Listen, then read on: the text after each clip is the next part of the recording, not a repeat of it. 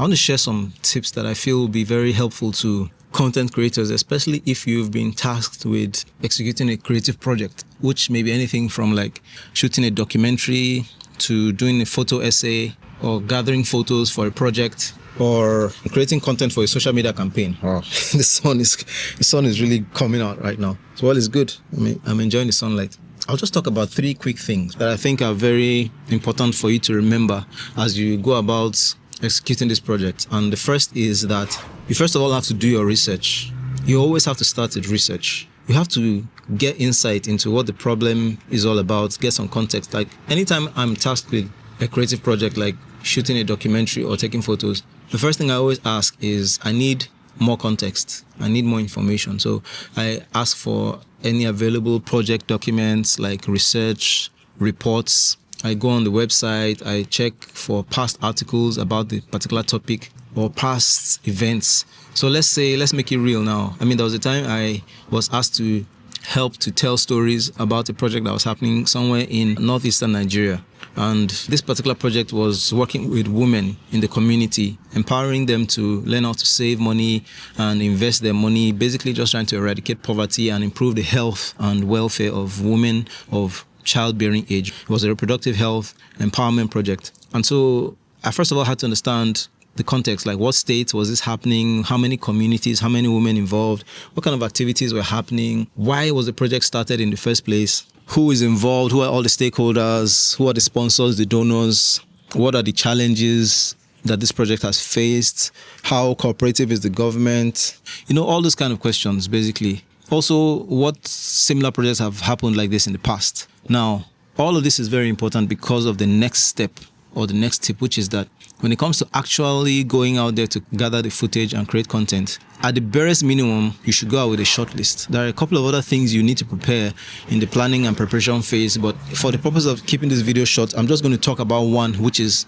having a shortlist. Even if you can't create your scripts, even if you can't create like a storyboard, even if you don't have time or the expertise to develop a proper script and storyboard, apart from all the logistical planning, at the barest minimum, you should go with a shortlist. And this applies even for even if it's nothing so serious like a humanitarian project or a development project, even if it's just a wedding, you should have a shortlist. And this is why the first step is important, because it's from the research that you do that you'll be able to put together a proper shortlist. Because by the time you have all the information about who the project is for or why it started, what are the challenges, it will give you an idea of the kind of images you need to capture. So your shortlist would include things like interviewing person A, interviewing person B, a wide shot of the community where it's happening, or an aerial shot of the community where it's happening, like a drone shot. You would want to take shots of maybe some of the meetings that they have in the communities where they're training the women how to save money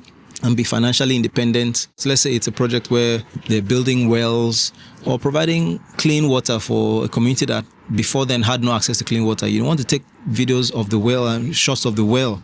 So there's a project I did in Niger State, Nigeria, that was related to water and sanitation. And one of the things that happened in that project was that some communities had boreholes dug close to health facilities so that the health facilities would have access to water. That is definitely going to be in your shortlist, right? A shot of the wells or the boreholes that were dug and so on. A shot of the health facilities, water running through, or the lack of water running through. You could show pictures of dirty toilets or poor sanitation. All of that is going to be in your shortlist.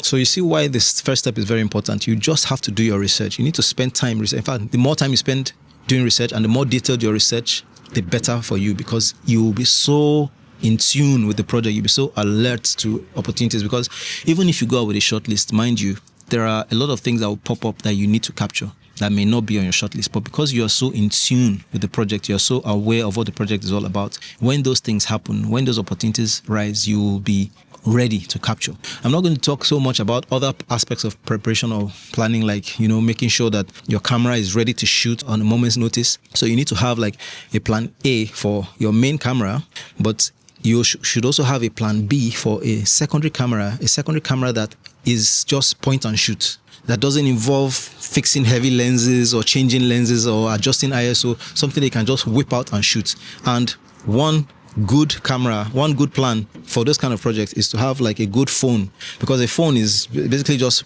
pop out and shoot, right? That works. Or like an action camera like the DJI Action 4 that I'm using to shoot right now.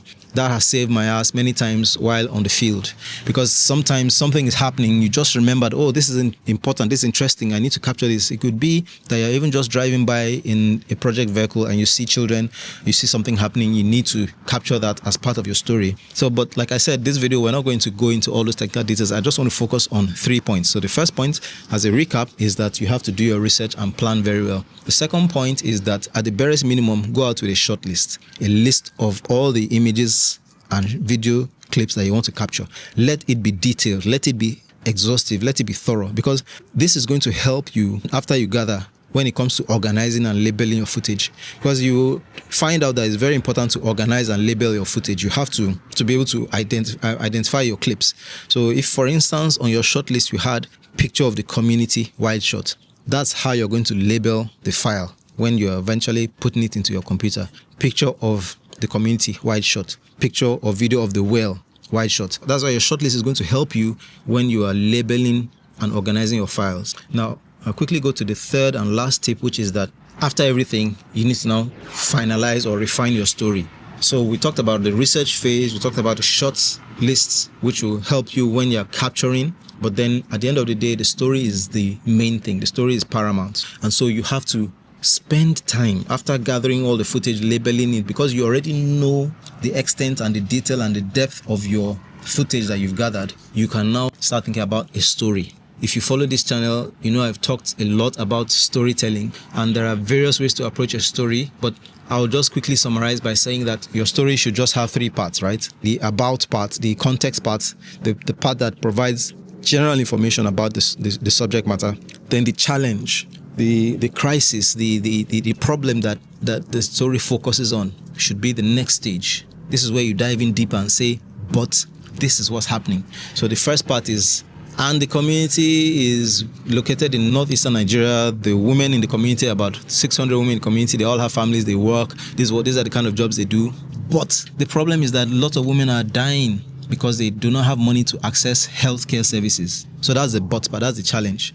And so, therefore is the last part, which is intervention. What is intervention? Intervention is that now these donors have put together money and they found an implementing agency, an organization that will go out there and train these women on how to save money, set up small businesses, and be able to afford basic healthcare services. So that's your story in a nutshell. There are many ways to writing a story, but this is just like a small summary approach. So I hope the video has been useful. As a recap, if you are a content creator, a creative, and you're in the business of creating visual stories or executing creative projects for organizations, individuals, or even if it's just a wedding, you should approach your creative project in 3 steps. Number 1 is do your research. So even if it's a wedding, find out about the couple. Where did they grow up? Where did they live? How did they meet? Do all your research. Where are they having the wedding? What kind of service is it going to be? How many guests are going to be invited? What are the things they like? Basically, you do all your research. Then you develop your short list, which will guide you on capturing on the day. If you can go a step further, create a storyboard, create a script, all of that, and then write your story. So even if it's a wedding, you have to know how you want to put together your wedding video, right? So are you going to tell a story of how they met and then lead to the wedding, or are you just going to start from the ceremony? You leave all of that up to your creative instinct. But because you've done step 1 and 2 very well, which is the research and the content gathering, it will be easy for you to write your story in any direction you want. So I hope the video has been helpful. I decided to just quickly pop out and do this video. It's really quite chilly outside, and you know, the sun, luckily for us today, the sun has been popping in and out of the clouds, which is good. Anytime you can get some sunlight, you should. And so I decided to just come out here and just quickly make this video. It's going to be a short video, but I hope it was helpful and useful. Let me know in the comments, guys, what you think, and if there are other aspects of content creation and storytelling that you'd like me to talk about, please drop it in the comments. Thanks for watching. Please subscribe to the channel if you haven't, and I'll see you in the next video.